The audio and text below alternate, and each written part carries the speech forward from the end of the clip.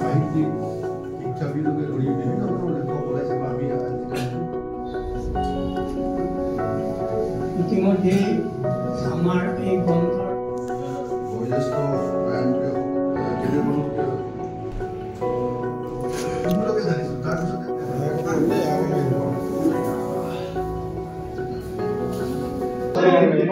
মোৰ দীৰ্ঘ সাংবাদিকতাৰ জীৱনত বিভিন্ন অভিজ্ঞতাৰ মাজেৰে আহি পৰ্যায়ত উপনীত হৈছোঁ আৰু এইখন মোৰ চিন্তা বিচিত্ৰা গ্ৰন্থ মোৰ 216 পৃষ্ঠাৰ এইখন মোৰ চতুৰ্থখন গ্ৰন্থ।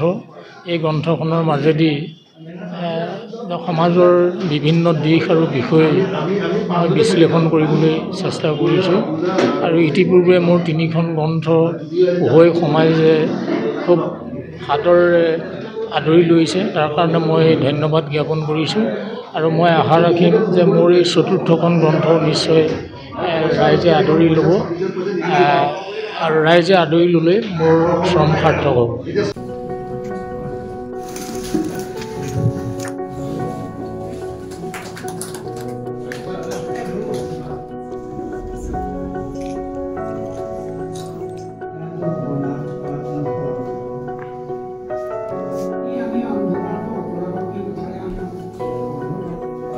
সাহিত্যিক শিক্ষাবিদকে ধৰি বিভিন্ন ধৰণৰ লেখক ওলাইছে বা আমি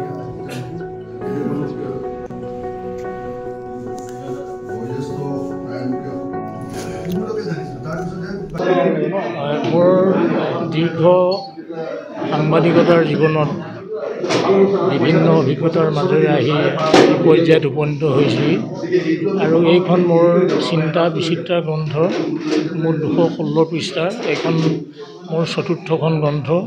এই গ্ৰন্থখনৰ মাজেদি সমাজৰ বিভিন্ন দিশ আৰু বিষয় মই বিশ্লেষণ কৰিবলৈ চেষ্টা কৰিছোঁ আৰু ইতিপূৰ্বে মোৰ 3খন গ্ৰন্থ পঢ়ুৱৈ সমাজে খুব সাদৰেৰে আদৰি লৈছে। তাৰ কাৰণে মই ধন্যবাদ জ্ঞাপন কৰিছোঁ আৰু মই আশা ৰাখিম যে মোৰ এই চতুৰ্থখন গ্ৰন্থ নিশ্চয় ৰাইজে আদৰি ল'ব আৰু ৰাইজে আদৰি ল'লে মোৰ শ্ৰম সাৰ্থক হ'ব।